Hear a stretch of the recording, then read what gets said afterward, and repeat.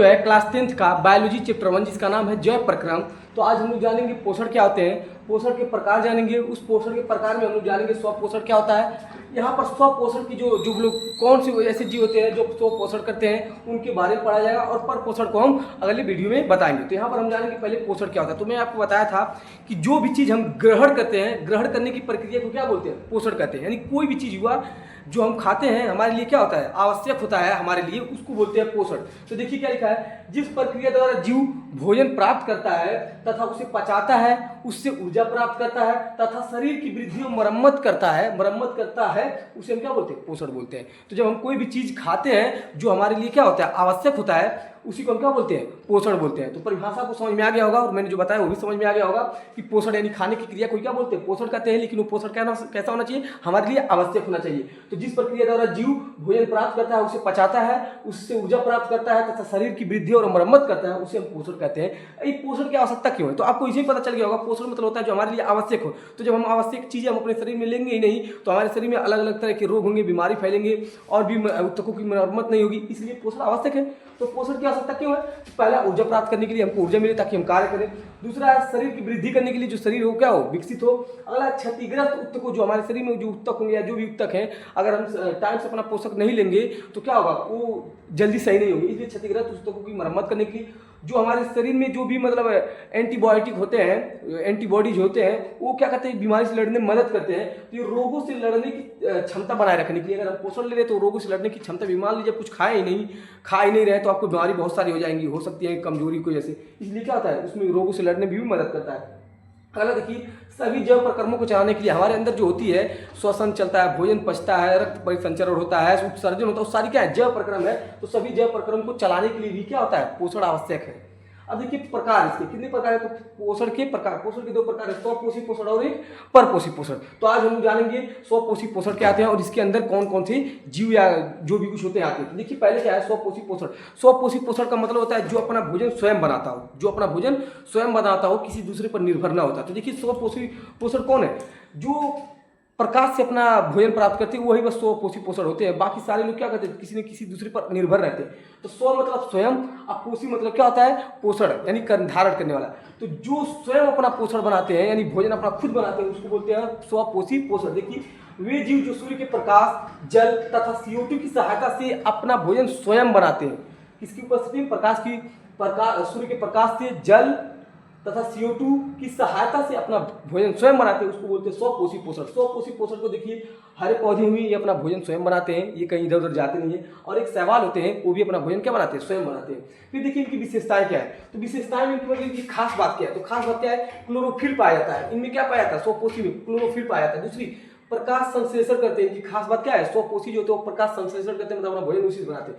अगला, दूसरे जीव पर भोजन के लिए निर्भर नहीं होते। मतलब ये हुआ कि इनको जरूरी नहीं है कि इनको जब एक जीव से दूसरे जीव पर जब जाएंगे तभी भोजन में, ये अपने आप वहीं रहकर वहीं अपना भोजन प्राप्त कर लेते हैं, मतलब दूसरी जगह आने जाने की आवश्यकता नहीं होती है। अब देखिए, जब हमको पता चल गया कि स्वपोषी पोषण जो होता है, ज्यादातर यहाँ से निकल के वर्ड आ रहा है सूर्य का प्रकाश यानी प्रकाश संश्लेषण।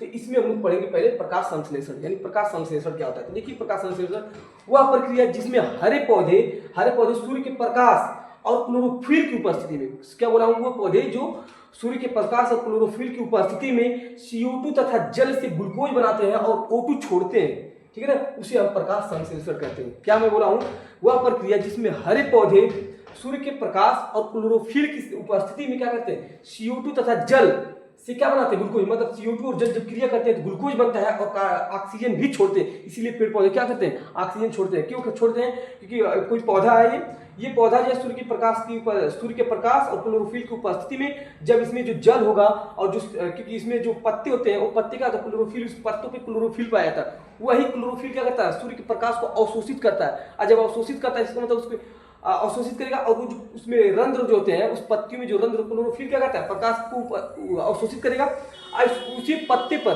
क्लोरोफिल जो होते हैं उन क्या करते हैं, कार्बन जो उसमें रंध्र पाए जाते हैं पत्तियों पे, वो रंध्र क्या करते हैं, CO2 को सोखते हैं। तो मैं क्या बोला हूँ, ये पौधा है, ये पौधा जो सूर्य का प्रकाश जो होगा इसको खींचेगा, और कौन खींचता है? क्लोरोफिल प्रकाश को खींचता है। और इसमें जो पत्ते में जो छोटे छोटे छिद्र होते हैं वो क्या करता है? वो CO2 को अपनी ओर क्या करता है? अंदर प्रवेश करता है। तो अंदर प्रवेश करता है और पत्तियों में पाया जाता है क्या? जल पाया जाएगा। तो ये CO2 जो जल से क्रिया करता है तो ग्लूकोज बनता है। ग्लूकोज मतलब ऊर्जा बनेगा और प्लस उसमें क्या निकलेगा? ऑक्सीजन निकलेगा। इसलिए पेड़ पौधे क्या होते हैं? ऑक्सीजन छोड़ते हैं। तो इसे प्रकाश संश्लेषण, इसका पूछता है रासायनिक समीकरण लिखिए। तो रासायनिक समीकरण लिखने में तरीका आपको बता रहा हूं। देखिए रासायनिक समीकरण हमको लिखना है तो इतना तो फिक्स है कि सूर्य का प्रकाश की उपस्थिति होगी और क्लोरोफिल होगा, ये फिक्स है। तो देखिए कौन क्रिया कर रहा है? CO2 और जल। तो यहाँ पर लिख देंगे CO2 प्लस का ये हो गया जल। ये दोनों जब आपस में रिएक्शन करते हैं तो ग्लूकोज का फार्मूला आपको याद करना पड़ेगा। ग्लूकोज का फार्मूला होता है C6H12O6 अब प्लस का ऑक्सीजन गैस निकलता है।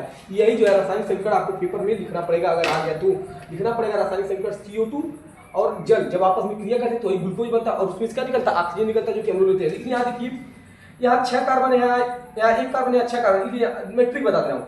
डायरेक्ट यहाँ भी 6 से गुणा करिए, डायरेक्ट यहाँ भी 6 से गुणा करिए, डायरेक्ट यहाँ भी 6 से गुणा करिए, सब बैलेंस हो गया। बस यहाँ जो बड़ा वाला दिख रहा है बड़े वाले पास मत गुणा करिए, बाकी सबके पास 6 से गुणा कर दिए। यहाँ 6 कार्बन देखिए 6 गुना 12 ऑक्सीजन यहाँ पर है और 6 ऑक्सीजन यहाँ पर है। देखिए 18 ऑक्सीजन, यहाँ देखिए 6 और यहाँ पर देखिए 6 12 और 6 18 देखिए 12 तो 6 गुना 12 सब बैलेंस है, ठीक है ना। तो ऐसे रासायनिक समीकरण लिखना है। ट्रिक भी बता दिया कैसे याद रखना है। कार्बन डाइऑक्साइड और जल जब क्रिया करेंगे ग्लूकोज बनेगा, ग्लूकोज का फार्मूला को याद करना है, प्लस ऑक्सीजन निकलेगा। जो छोटा वाला है उन सबके साथ पास 6 से गुणा करिए, जो बड़ा है उसके पास मत गुणा करिए। अब देखिए प्रकाश संश्लेषण की जो आवश्यक शर्तें क्या है, मतलब प्रकाश संश्लेषण अगर होना है तो कौन सी कंडीशन में होना चाहिए और कब होगा प्रकाश संश्लेषण। पहली बात इसकी सूर्य का प्रकाश होना चाहिए प्रकाश संश्लेषण के लिए। दूसरा क्लोरोफिल होना चाहिए। तीसरा है कार्बन डाइऑक्साइड होना चाहिए और चौथा है जल होना चाहिए। चारों चीजें जो है इस प्रकाश संश्लेषण के लिए आवश्यक सामग्री है, इसलिए ये चारों चीज होनी चाहिए। अगर इसका महत्व क्या है, प्रकाश संश्लेषण का महत्व क्या है, तो पहला इसका महत्व देखिए क्या है। भोजन का निर्माण करता है, पहला महत्व। दूसरा क्या, वायुमंडल में जो CO2 है मतलब कार्बन डाइऑक्साइड है और ऑक्सीजन जो है का संतुलन बनाए रखता है। जो वायुमंडल है इसमें कार्बन डाइऑक्साइड और O2 की संतुलन को बनाए रखता है। अगला, पृथ्वी पर लगभग जितने भी जीव हैं सारे जीव क्या है, उनको मतलब प्रकाश चाहिए ही चाहिए। इसलिए पृथ्वी पर लगभग सभी जीवों के लिए क्या है, भोजन का मूल स्रोत है कौन, सूर्य का प्रकाश, प्रकाश संश्लेषण। अब देखिए प्रकाश संश्लेषण की प्रक्रिया में होता क्या है, तो पूछता है प्रकाश संश्लेषण किसे कहते हैं, इसकी प्रक्रिया को समझाइए। तो पहले देखिए अब क्या समझेंगे। ये क्या करते हैं, यहाँ मैं आपको एक पौधा बना दिखा रहा हूँ।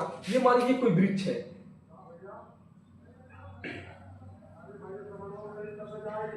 ये वृक्ष है, ये क्या करता है, यहाँ सूर्य का प्रकाश है, ये सन है, सन। ये क्या करता है, यहाँ से सूर्य का प्रकाश आता है इसके पत्तियों पर। पत्तियों कौन आता है, क्लोरोफिल। क्लोरोफिल सूर्य के प्रकाश को खींचता है।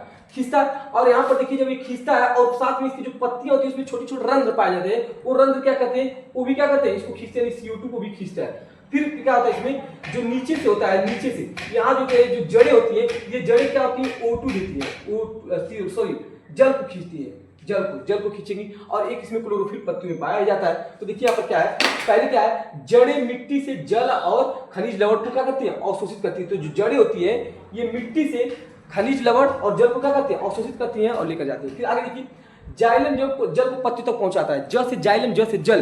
तो जो जल को लेकर जाता है पत्तियों तक उसको जाइलम बोलते हैं। तो जाइलम जल को क्या करता है, पत्तियों तक पहुंचाता है। दूसरा पॉइंट, ये प्रक्रिया चलिए इसमें क्या होता है, कैसे होता है। पत्ती होती है और रंध्र से क्या करते हैं, CO2 को प्रवेश करते हैं। मैं अभी बताया ना, इसमें जो पत्तियां होती हैं वो पत्तियां जो होती हैं उसमें रंध्र पाए जाते हैं, छोटे छोटे छिद्र पाए जाते हैं पत्तियों पर। वो क्या करते हैं, CO2 को अपने अंदर प्रवेश करते हैं। वही बात नहीं है। अगर देखिए क्लोरोफिल प्रकाश को अवशोषित करता है। जो इसमें बताओ पत्तियां होती हैं, उस पत्ती में एक पीले पीले कलर का छोटा छोटा भाग होता है जिसको क्लोरोफिल बोला जाता है। वो क्लोरोफिल क्या करता है, सूर्य के प्रकाश को अवशोषित करता है। क्लोरोफिल सूर्य के प्रकाश को अवशोषित करता है। रंध्र जो होते हैं CO2 को अवशोषित करते हैं। जड़ जो होते हैं जाइलम को अवशोषित करते हैं, ठीक है ना, जल को। यानी कि इसकी सहायता से ग्लूकोज बनता है। तो जब सारी प्रक्रियाएं होने लगती थी इन्हीं की सहायता से ग्लूकोज बनता है। देखिए कार्बन डाइऑक्साइड और जल, इन्हीं की सहायता से क्या बनता है, ग्लूकोज बनता है। अब फिर लास्ट में क्या था, अतिरिक्त O2 रंध्रों द्वारा बाहर निकल जाते हैं। जितने भी उसमें अतिरिक्त रंध्र होते हैं, O2 होते हैं, मतलब अतिरिक्त मतलब अलग से जो उसमें ऑक्सीजन बनता है वो क्या होता है, फिर वो बाहर निकल जाते हैं उसी रंध्र की सहायता से। ये था प्रकाश संश्लेषण की प्रक्रिया। और आप लोग यहाँ देख सकते हैं ये जो है बहुत ही इंपॉर्टेंट है और कुछ बेसिक चीजें भी थी। अब मैं और आप खास बातें बता दूं। पूछता है प्रकाश संश्लेषण की प्रक्रिया कहाँ पर होती है, तो यहाँ पर मैं आपको एक खास बातें बता देता हूँ। पूछता है कि जो प्रकाश संश्लेषण होता है वो कहाँ पर होता है। तो जो प्रकाश संश्लेषण होता है वो आपको याद रखना है, प्रकाश संश्लेषण जो होता है हरित लवकों पर होता है। हरित लवक। जो हरित लवक होता है प्रकाश संश्लेषण की प्रक्रिया उसी पर होता है, ये ध्यान रहे। प्रकाश संश्लेषण कहाँ होता है? हरित लवक पर होता है, ठीक है ना। ये आपको ध्यान रखना है कहाँ पर ही, मैं डायरेक्ट एग्जिट पोजीशन बता रहा हूँ। तो इस वीडियो में बस इतना ही।